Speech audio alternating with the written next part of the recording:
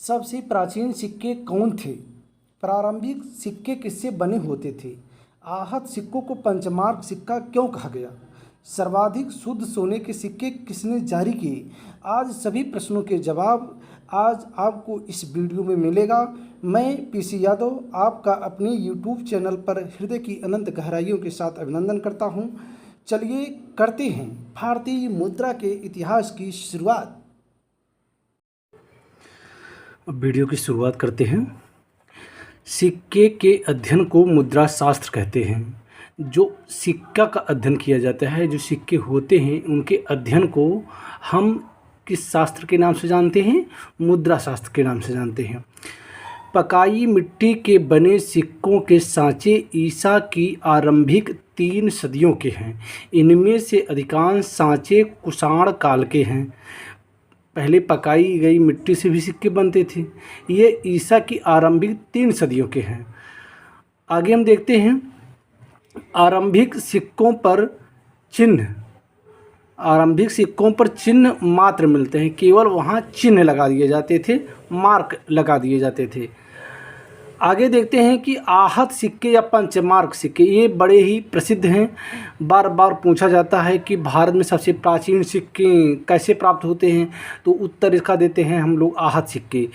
भारत की प्राचीनतम सिक्के आहत सिक्के हैं, जो ईसा पूर्व 5वीं सदी के हैं। ठप्पा मारकर बनाए जाने के कारण भारतीय भाषाओं में इन्हें आहत मुद्रा कहते हैं। किस कारण से? जो ये ठप्पा मारा जाता था, ठप्पा मारने के कारण भारतीय भाषाओं में इन्हें आहत मुद्रा कहते हैं। आहत मुद्राओं की सबसे पुरानी निधियां पूर्वी उत्तर प्रदेश और मगध में मिली हैं। कहाँ मिली हैं? पूर्वी उत्तर प्रदेश और मगध। मगध कहाँ है? बिहार में।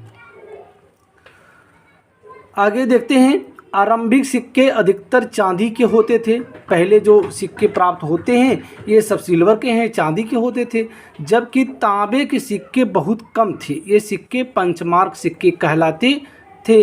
इन सिक्कों पर पेड़, मछली, सांड, हाथी, अर्धचंद्र आदि आकृतियां बनी होती थीं।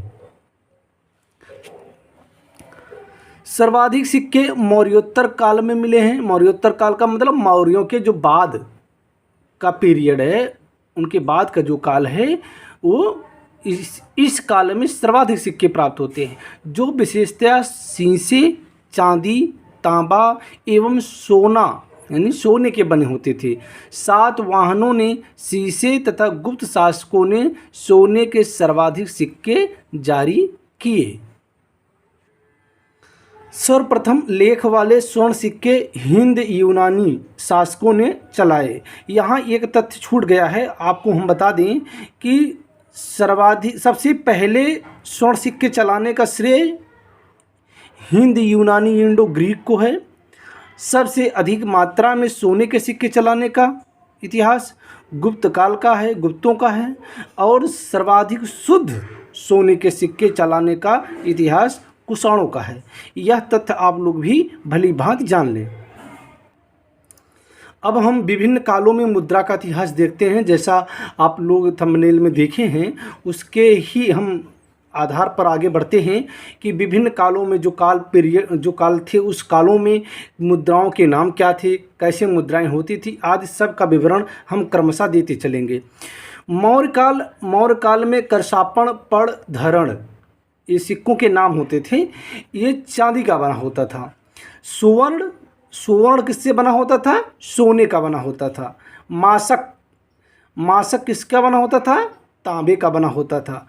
काकड़ी ये सबसे छोटा सिक्का था मौर्य काल का, तांबे का बना होता था। पड़ आप लोग अर्थशास्त्र में सुने होंगे। अर्थशास्त्र में पड़ की चर्चा करता है कौटिल्य। पड़ 3/4 तोले के बराबर चांदी का सिक्का था। यानी 3/4 तोले के बराबर चांदी का सिक्का कौन था? पड़ था। मौर्य साम्राज्य की मान मुद्राएं क्या क्या थी समझ लीजिए। मयूर, पर्वत, अर्ध चंद्र की छाप वाली आहत रजत मुद्राएं। ये तो रहा मौर्य काल का। अब हम देखते हैं मौर्योत्तर काल का। मौर्यों के जो बाद का काल था उसमें कैसे मुद्रा, क्या नाम था? निष्क, स्वर्ण तथा पल, ये सोने के सिक्के होते थे। निष्क, स्वर्ण तथा पल। शतमान, यह चांदी का सिक्का होता था। काकड़, यह तांबे का सिक्का, जो तांबे का सिक्का होता था उसका नाम काकड़ था। कारसापण, यह सोना चांदी तांबा सीसा, मतलब ये जो चारों धातुएं हैं, इन चारों धातुओं के कारसापण जो मुद्रा थी वो बनाई जाती थी। गुप्त काल में हम देखते हैं कि मुद्रा की व्यवस्था कैसी थी। गुप्त काल के अभिलेखों में सोने के सिक्कों को दिनार कहा गया। जो गुप्त काल के अभिलेख हमें प्राप्त होते हैं, उन अभिलेखों में सोने के सिक्के को क्या कहा गया? दिनार कहा गया। चांदी के सिक्कों का प्रयोग स्थानीय लेन देन में किया जाता था। जो स्थानीय स्तर पर लेन देन होता था, क्रय विक्रय जो भी होता था, वहाँ चांदी के सिक्कों का ही प्रयोग किया जाता था। गुप्त काल में चांदी के सिक्कों को रूपका कहा जाता था। जो गुप्त काल में चांदी के सिक्कों क्या कहा जाता था? रूपका। ये ध्यान दीजिएगा, ये प्रश्न कई बार आ चुका है।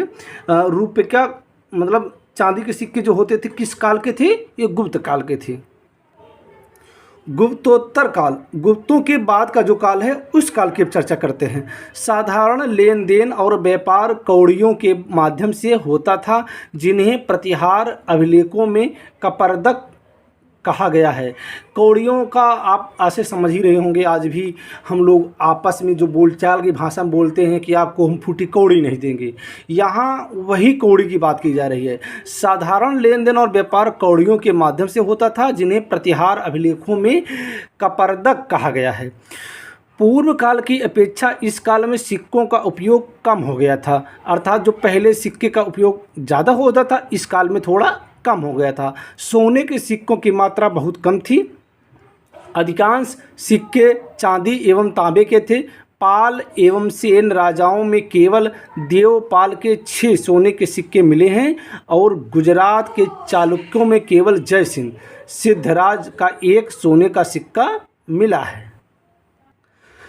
अब मोहम्मद गौरी का जो काल था उसमें देख लेते हैं। मोहम्मद गौरी के सिक्कों पर एक ओर कलमा खुदा रहता था और दूसरी ओर लक्ष्मी की आकृति अंकित रहती थी। यहाँ आप लोग लक्ष्मी पर विशेष फोकस करिएगा, क्योंकि यह शासक मुस्लिम था और अपनी मुद्राओं पर लक्ष्मी की आकृति अंकित करवाई थी।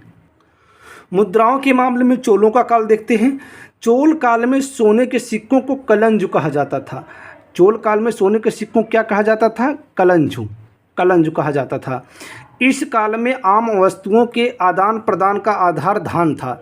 धान यानी जो चावल होता है, ये उस काल में जो आम वस्तुएं होती थी, आपस में जो लेन देन करते थे, उसका आधार क्या था? धान था। ये दिलचस्प बात है।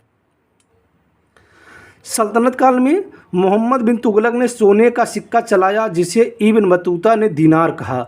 मोहम्मद बिन तुगलक ने सोने का जो सिक्का चलाया उसे इब्न बतूता ने क्या कहा? दीनार कहा। साथियों, आप लोग वो ये मालूम होगा कि इब्न बतूता मोरक्को से आया था और यहाँ यात्रा वृत्तांत भी उसने कुछ लिखा है, और ख़ासकर भारत में जो उस समय स्थिति थी वर्तमान उसके काल की, तो उसका वह विवरण देता है। इससे ये इतिहास जानने का बहुत ही प्रमुख स्रोत है। उसने सोने व चांदी के सिक्कों के बदले अदली नामक सिक्के जारी किए। यह जो अदली नामक सिक्का था, ये 140 ग्रेन चांदी के बराबर था। फिरोज तुगलक ने अद्धा व बिख नामक क्रमशः 1/2 और 1/4 जीतल के तांबा और चांदी मिश्रित के 2 सिक्के चलाए। फिरोज तुगलक ने अद्धा और बिख नामक सिक्के चलाए, जो आधा या 1/4 जीतल के तांबा और चांदी मिश्रित के 2 सिक्के चलाए। दिरहम देखिए, दिरहम तांबे के सिक्कों कहा जाता था।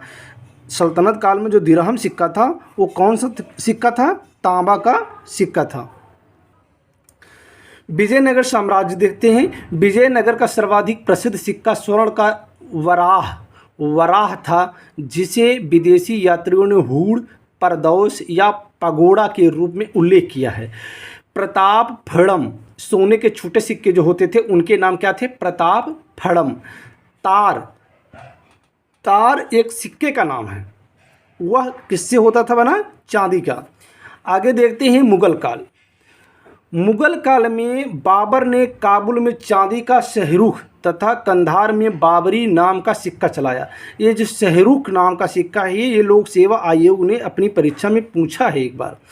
बाबर ने काबुल में चांदी का शहरुख तथा कंधार में बाबरी नाम का सिक्का चलाया। शेर शाह ने क्या चलाया? शुद्ध चांदी का सिक्का रुपया चलाया। शुद्ध चांदी का सिक्का क्या चलाया? रुपया चलाया, जो 180 ग्रेन का था। इसका वजन 180 ग्रेन था। तांबे का सिक्का क्या था? पैसा। सोने का सिक्का मुहर। ये अकबर कालीन की बात है, अकबर के काल की बात है। सोने का सिक्का क्या कहलाता? मुहर। एक मुहर में कितने रुपए होते थे? 9 रुपये। बड़ा सोने का सिक्का क्या कहलाता था? संसप। यह कितने वजन का होता था? 101 तोला का। ये बड़े व्यापार में इसका प्रयोग किया जाता था। इलाही सोने का सिक्का था, ये 10 रुपये के बराबर था। आपने ये जाना होगा कि अकबर ने एक धर्म का भी प्रचार प्रसार बड़े जोर से किया था, वो दीन इलाही। चांदी का चौकोर या वर्गाकार सिक्का जलाली कहलाता था। जलाली आपने समझा? जलाल किसका नाम था? समझ ही गए होंगे। चांदी का चौकोर या वर्गाकार सिक्का क्या कहलाता था? जलाली। दाम क्या था? यह तांबे का सिक्का था, जो 1/40 रुपये, अर्थात वह रुपये का 40वां भाग था। क्या था? दाम। जीतल तांबे का सिक्का था, ये छोटा सिक्का था। ये दाम के 1/25वें भाग। ये जो दाम है, दाम रुपये का 40वां भाग था और जीतल दाम का 25वां भाग था। ये दिलचस्प बात है और इसको ज़रा ध्यान दीजिएगा कि दाम से छोटा जीतल था। अकबर ने सिक्कों पर राम सीता की मूर्ति अंकित करवाई और देवनागरी में राम सिया लिखवाया। इसीलिए अकबर महान कहलाया है। इसने ऐसे कार्य किए अपने शासनकाल में जो सभी धर्मों के दिलों को जीत लिया। आखिर मुसलमान शासक, इस्लाम धर्म का अनुयायी, और अपनी मुद्रा में राम सीता की मूर्ति अंकित करवाई और देवनागरी में राम सिया लिखवाया। अकबर का पुत्र जहांगीर ने निसार नामक सिक्का चलाया। यह रुपये का 1/4 था। निसार नामक सिक्का रुपये का 1/4 था। शाहजहां ने दाम और रुपये के बीच आना नामक सिक्का चलवाया। दाम और रुपये के बीच आना नामक सिक्का चलवाया। विशेष रूप से ये बात जान लें कि दरोगा, जो आजकल हमारे यहाँ थानों में होता है, उस समय मुगल काल में ये टकसाल अधिकारी था। इसी के हाथ में मुद्रा से संबंधित कारोबार होते थे। दरोगा